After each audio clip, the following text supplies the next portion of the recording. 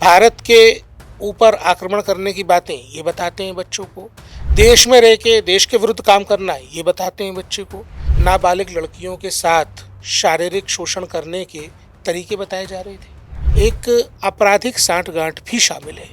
Jamiat open school खोलने के लिए कहीं कोई सरकार की परमिशन नहीं दी गई। दारुल उलूम देवबंद देश भर में मदरसों को एकेडमिक एफिलिएशन देता है, वो मदरसे जो अवैध रूप से चल रहे हैं। अब पाकिस्तान के मदरसे किस प्रकार आतंकी फैक्ट्री बने हुए हैं, हम सबको ये बात पता है। 5 जनवरी के डिजिटल मंच पर आपका स्वागत है। मैं हूं अश्विनी मिश्र।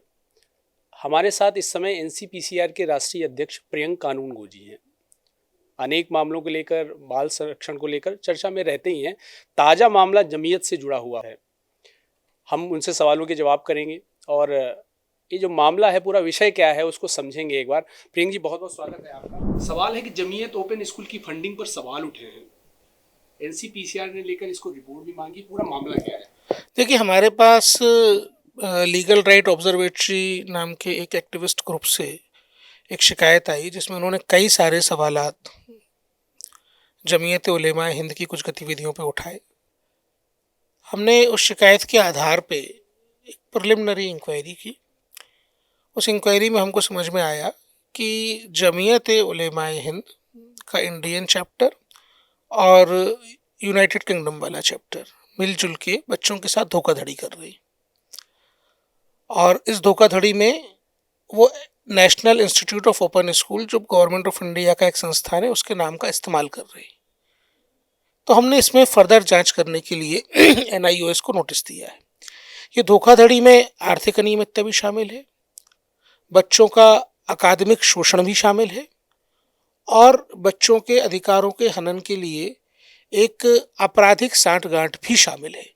इसलिए हमने एनआईओएस को नोटिस दिया है। हमको ये पता चला कि जमीयत ने जमीयत ओपन स्कूल नाम से एक संगठन बनाया है। अब भारत में अगर कोई बोर्ड शुरू होगा तो वो किसी कानून के तहत शुरू होगा। जमीयत ओपन स्कूल खोलने के लिए कहीं कोई सरकार की परमिशन नहीं दी गई है। एनआईओएस के साथ कोई एग्रीमेंट करके खुद को ओपन स्कूल नहीं लिख सकता। ये बच्चों को गफलत में डालने वाला एक काम है। एनआईओएस के पास लिमिटेड शक्तियां हैं 10वीं और 12वीं की ओपन स्कूल के माध्यम से, डिस्टेंस लर्निंग के माध्यम से परीक्षाएं आयोजित करने की, और इसके लिए वो अपने learning resource centre, education centre, examination centres स्कूलों में बनाते हैं। जमीयत का कोई भी स्कूल देश भर में नहीं है। अलबत्ता जमीयत का जो पेरेंट ऑर्गेनाइजेशन है वो दारुल उलूम देवबंद है। दारुल उलूम देवबंद देश भर में मदरसों को एकेडमिक एफिलिएशन देता है, वो मदरसे जो अवैध रूप से चल रहे हैं, जो बच्चों के शिक्षा के अधिकार का हनन कर रहे हैं। और हमने जब इनके डॉक्यूमेंट्स को स्टडी किया जो पब्लिक डोमेन में अवेलेबल है, हमको ये पता चला कि जमीयत ने अपनी वेबसाइट पे लिखा कि चूंकि मदरसों में बुनियादी तालीम देना इनका मैंडेट नहीं है, इसलिए दुनिया भर में जो इनसे अब सवाल पूछा जाने लगा है कि बच्चों को उनके राइट से क्यों डिप्राइव कर रहे हो, तो उसके ऊपर एक आवरण चढ़ाने के लिए, उस सबको ढाकने के लिए इन्होंने एनआईओएस के साथ कोई पैक्ट करके ओपन स्कूल के नाम से कोई गतिविधि शुरू की, जो कि इलीगल है। देखिए, शिक्षा का अधिकार कानून साफ साफ ये कहता है कि तीसरी की 6 से 14 साल के बच्चों के लिए स्कूल में शिक्षा देना सरकार की जिम्मेदारी है, और इसके लिए देश में 15 लाख स्कूलों का जाल है। भारत सरकार हजारों करोड़ रुपए हर साल खर्च करती है बच्चों को समग्र शिक्षा अभियान के तहत शिक्षा का अधिकार कानून देने के लिए। ऐसे में ओपन स्कूल के साथ मिलके जमीयत उलेमा हिंद तीसरी, 5वीं और 8वीं के बच्चों को शिक्षा के अधिकार से महरूम रख के क्या पढ़ा रहा है, ये शिक्षा के अधिकार कानून का उल्लंघन है। हमने उनको नोटिस किया है। ओपन स्कूल में 10वीं और 12वीं की जो फीस है वो 1000, 1500, 2000 रुपए तक है। 10,000 रुपए प्रति छात्र के हिसाब से लंदन में चंदा इकट्ठा किया जा रहा है। चैरिटी कमिश्नर जो वहाँ के हैं यूनाइटेड किंगडम के, उनके जो पब्लिक डोमेन में दस्तावेज हैं, उनसे पता चलता है कि जमीयत उलेमा हिंद यूके वहाँ इस तरीके से इकट्ठे किए गए चंदे को भारत में भेजता है, लेकिन पाकिस्तान में भी भेज रहा है। तो भारत के बच्चों की विपन्नता दरिद्रता दिखाकर उनके नाम पर जो चंदा इकट्ठा कर रहे हैं उसका इस्तेमाल ही पाकिस्तान में भी कर रहे हैं। अब पाकिस्तान के मदरसे किस प्रकार आतंकी फैक्ट्री बने हुए हैं हम सबको ये बात पता है, और किस प्रकार वो लोग देवबंद से अकादमिक ज्ञान प्राप्त करके आतंकी गतिविधियां करते हैं हम सबको पता है।